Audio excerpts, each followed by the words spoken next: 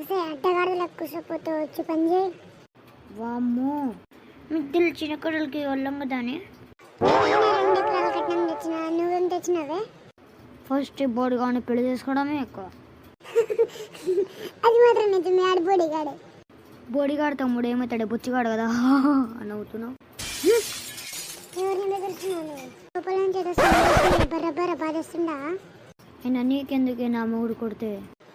ఇది ఇంకా బాగుంది. 3 కొట్టిందని తోడి కొడలు చెప్పిందని నడిచిందంత నీలాంటిది. అయినా అది ఇంకా నాకెందుకు? రండి రండి, నేనే ఇంటికి పెద్ద కొడలని నిన్ను చూసుకుంటా. ఎంత కొవ్వే నీ దగ్గర.